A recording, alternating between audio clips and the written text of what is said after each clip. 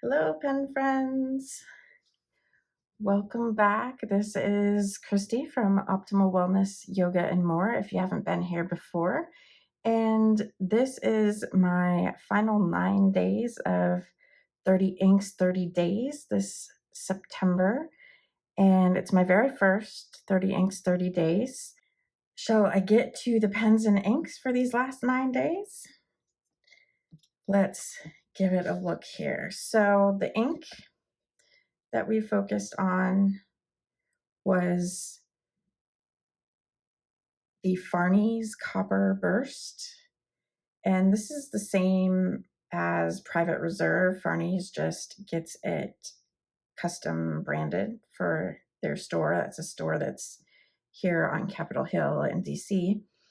And as you can see, it worked quite well for Zentangle. This is much more of an abstract multi-pattern mix than I've done much of this go round, but it's shaded pretty well. And overall, I love the color.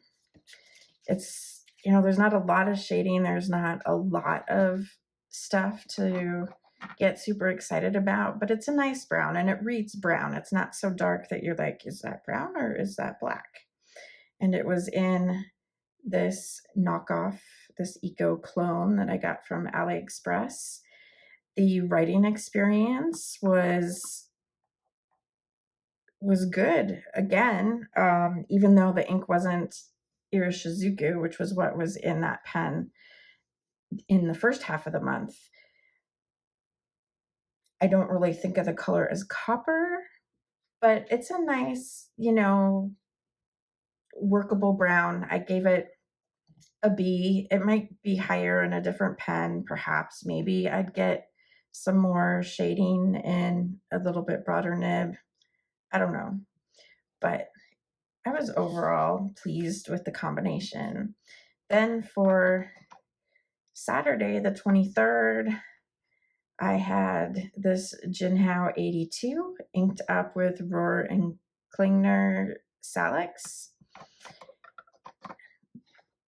Salix is an iron gall ink, which means that it's water resistant, and you can tell from the Zentangle because you have to look very, very closely to see any shading. There is some. It did pick up a tiny bit of color to redeposit, but it really wasn't much. But overall, writing in it there was nice shading. It was pretty smooth. It does dry a lot darker than how it looks when it first goes down on the page. But here you can see it on the heavier Tomoe River paper in my transcription. And even with the Fude, it went down pretty nice. And there may actually be just a tiny speck of sheen, maybe, in the very heaviest spots. I can't tell if that's sheen or just darkness. I'm not sure. But it makes for a nice read, I'd say. It went down well with the Fude set pretty broad, as well as in my preferred hold. For Saturday the 24th, we move on to the other Eco clone. The previous one was a fine nib. This one is an extra fine. And this one, I'm not so sure about. So the ink in there is Diamine Matador. And to explain my experience, you have to look at my Zentangle here. So these blobs were supposed to be lines that would then be shaded to approximately where the blobs extend to. I had let the pen sit for a few days before I Zentangled and hadn't used it in between. So I had to prime the feed a little bit to get the ink flowing. No big deal. I've done that before. However, I did all of the line drawing on here except at the intersections. And when I started to do the intersections, I started to just get huge blobs and drops of ink out of the pen. So I'm not exactly sure what's going on. I did let it sit again, and the next time I picked it up and wrote here in my weeks, it wrote okay. I didn't have any gloops, but this would be a lot shorter amount of writing than drawing that Zentangle. And when I wrote in the, hello, focus. When I wrote in the heavier weight Tomoe River notebook, it did pretty good. This splotch was me. That was not pen related. That was a me oops. So I don't know. It wrote nice. I enjoyed it, but that big bloop is a problem. And so now I'm not sure I trust that pen. I will probably try put another ink in it before I decide whether to trash it or not. But I've definitely lost trust and faith in it. So I gave this a D. That said, I love Diamine Matador. It's a nice, slightly dark, ever so slightly cool red. And that's something I tend to prefer, the cooler leaning reds over the orangey leaning ones. Then Monday, the last Monday of 30 Inks, 30 Days, we had two of my favorites. It is my Decimo, which was my second pen that wasn't an Eco or Safari. And so I like this pen very much. It has the fine nib unit in it. And the ink is Diamine Tyrian Purple. And I only have a sample of it. The sample is very much almost gone. It tangled pretty well. I did definitely lose some line definition, so I could stand for it to be just a little more water resistant than it is. But if you look hard, you can see the lines enough that you could go back in and redraw them to bring that definition back. The color I just love. I loved doing this tangle to create the depth and get to see the different shades that this ink can create. And overall, the writing experience was what you would expect from a Pilot pen and Diamine ink. It is totally comfortable. There was a tiny bit of feedback, not as much as in the beginning of the month, especially on this heavier Tomoe River. Like I could hear it scratch on there in the first half of the month, but with the Diamine, I could feel a little bit of resistance from the paper, but it wasn't fatiguing or anything, and it didn't put me off. And in the weeks on the lighter weight Tomoe River, it was not quite as smooth as butter, but quite good. I'm definitely wanting to add this ink to our collection, and I gave it an A because overall 100% would do it again, 100% would recommend. But that doesn't mean that's the only ink I'm ever going to put in my Decimo, so it did not get an A+. Up next, we have another one of my lighter colored inks. It was in this Parker 51 clone. It's the Jinhao 86, not to be confused with the 82. And this one, the way that you can recognize it is that it has the hooded nib. So that's what they call it when the section extends out along the nib. And this is a fine. And the ink being light and peachy pink was exceedingly dry. It's Kobe 54 Goshiyama Ochre. I like the color, but it is too dry and too light to be legible. It didn't shade terribly well because you were starting off so light. And these central boxes are too layered in order to get that level of darkness in there, which isn't always a bad thing. But because it was so dry, it really was a drag, especially on the drying paper. But even on the lightweight Tomoe River, it was feedbacky and felt draggy, like the paper was fighting against the nib moving across it. And you can really see how light it is here in my transcription. Like, I'm not even sure. Okay, maybe in the right light, maybe I could read it. But it's really difficult to read. So I gave that one a C-. It's workable. I could see applications for wanting the ink, and I'm definitely going to try the sample in a wetter ink. Probably one of the pens that's coming up a couple more days away here. I think I will try it in there. But overall, I enjoy Brunch Date. I enjoy, what was the other? I got several inks that were kind of along the same line. Brunch Date and the Maple, although now in different pen, the Maple is writing a little more boldly. So I'd say this one is a lot like Brunch Date, and Brunch Date was better. Still not great, but it was easier to use than the Kobe Goshiyama Ochre.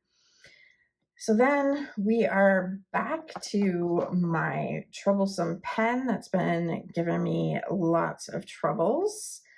But thanks to the wonderful people in Simone's Discord server, I was able to track down the root cause of the issues, and I got them more or less fixed with micromesh and Mylar paper. And with this Diamine ink, it's their 150th anniversary, the color Carnival. It worked quite well. I still wouldn't mind putting a little bit more of a polish on it, but it was comfortable. I still think the nib is a bit broad for my liking. Although then again, I actually did accomplish some pretty fine lines here on the Zentangle. So I don't know. I need to use the pen a little bit more, the few more different inks probably, before I decide if I really want to take it to get ground. Because either I'm going to have to wait a long time until the next pen show in the area, which could possibly be Philly, definitely Baltimore. I may skip DC just because it was so full and the aisles were so narrow that I had difficulty with people brushing up against me, and it got overwhelming. On the writing sample, I got very beautiful shading. It was a pretty pleasant experience overall. I'd say I wrote just slightly bigger here because of the broader line, but overall it was a good experience. So I gave that one an A.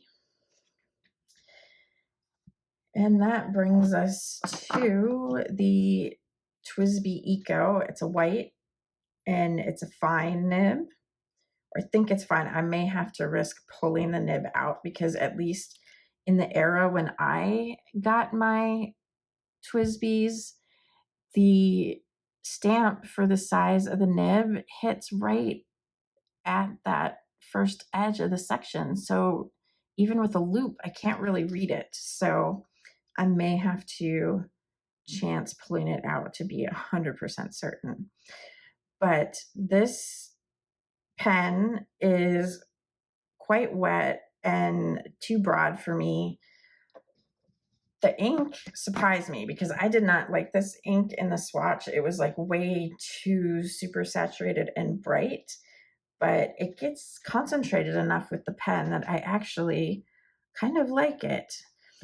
But you can see that my letters are really lacking. Like there's my E's. There's absolutely no opening in the E's. That isn't totally uncommon for me, but like there's no way I could have formed my E's and had openings in them. So, and you can tell that I wasn't liking my writing with it because I only did the one short poem. I didn't start a second one to finish up the page. So that was not my favorite day. It was fun for Zentangling. I chose not to shade this one because I felt like the details were way too fine, and if I brought water in there, we would just lose everything. Also, this last week in September was a really busy one. There were lots of different things going on, so sometimes I was doing these things out and about and not in the house. So in those cases, sometimes I opted to just plain not shade. I did take a water brush with me, but the water brush I couldn't control the wetness as well as when I use a regular one. So I struggled with it, which you can see in the penultimate Zentangle. Or no, this isn't the penultimate. Yeah, it is. The September 29th, that shading is just, it's there, but there's no finesse to it. I couldn't get the control that I could with a standard paintbrush. So that ink is DC Electric Blue from Private Reserve. It was in my red Lamy Safari, and this is fitted with a medium nib. Again, a nib that I don't normally use. I have on occasion put accent colors in it because if I write headings, I write larger, but I have no means of being able to fit my handwriting in the grid of the weeks. And also this particular ink is really easy to smudge, and I'm not even a lefty, but you can see it has smudged for me. I did like that the sheen on it doesn't like completely overpower the blue. Like it still reads like a blue ink. But I'm not likely to seek out a full bottle. I'm not a huge blue ink person anyway. But I might be open to looking at some other sheening inks from Private Reserve after experiencing this one.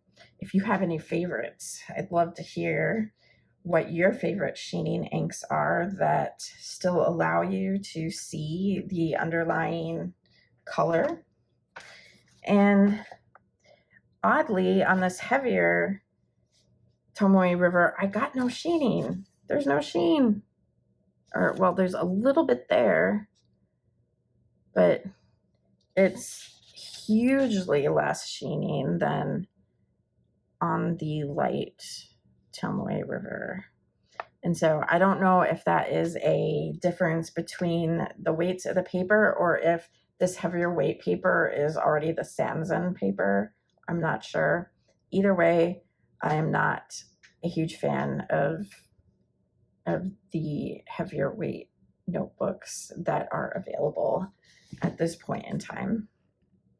And then for our last day, as you can see here, is a green. It's Diamine Emerald. And this one was in my purple, my dark lilac Safari, and this one has a fine nib on it. So I definitely enjoyed writing it with it better. It's a tad bolder line than I tend to like, but it's usable. I could get it into the grid spacing, and I like this color so much that I bought it twice. I was looking all over for the sample for this one and could not find it anywhere. Asked my wife to look for it, and she looked briefly, and then she said, "Are you sure we don't have it in a full-size bottle?" Sure enough, we have an 80 ml bottle of it. But that all happened after this one was on its way to me. So I've got some emerald ink to share if anybody is interested in swapping. I really like the emerald. I also really like the Sherwood green that I had a little earlier. And you can see they're distinctly different. Now, granted, in distinctly different nibs too. But you know, I think I could totally be happy having both in my collection. And I was just trying to get things done amongst all the chaos of the last few days of the month. So I just used what they call a maze on Zentangle, but you know, anybody can do it. You just draw a wiggly line and you change up directions and you just keep going. You add bloops and whatever to add some texture to it, and you never pick the pen up off of the paper. And it's a fun little mind game to play. It's kind of like walking a labyrinth, but instead of walking your pen is walking on your paper. And this one it seemed unnecessary to add any shading because what would I shade? So the pen and the ink worked well on the drawing paper. They were fine on both Tomoe rivers. And overall, I'm happy to have that one in my collection. I gave it a B+ just because it's a little broad for my taste. But if I were in a 5mm grid rather than these 3.5mm that are in the weeks, and I think the common planner is that size as well, in the 5mm it works fine, but the small, it's too broad for me. But that's okay, you know, different nibs for different occasions and different purposes. It's all good. I was first attracted to the Lamys because you can actually like swap those nibs out without swapping the ink out. But I find that I want the extra fines more, so I'm either going to end up retiring the Safaris or eventually buying more extra fine nibs for them. But in the meantime, I've been acquiring the Jinhao 82s, mostly in extra fine, a couple in fine, to kind of take the place of the Safaris as my kind of knockabout pens, the put dodgy inks or dodgy ink blends in, to put shimmer inks in, and just be kind of my knockabout pens, because if I lose it or if I ruin it, it's less than $5. So plus they come in tons of fun colors and you can swap the finials back and forth. So what's not to love? Well, that is a wrap, guys. 30 inks, 30 days. I did it. I did all 30.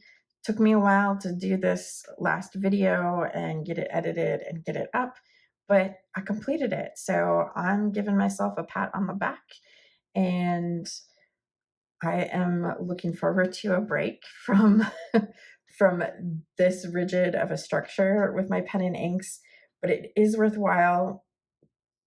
And I think I'm going to do a different sort of challenge for myself to direct my learning about pens and inks a bit more in the future. I was thinking I would do it in October, but I'm going to be gone for a week. So I decided it's going to wait. So either I will do that for my 30 days in November, or it'll wait until next year. But I'm looking forward to setting that challenge for myself. I'll share more about it when I'm actually going to jump in and do it.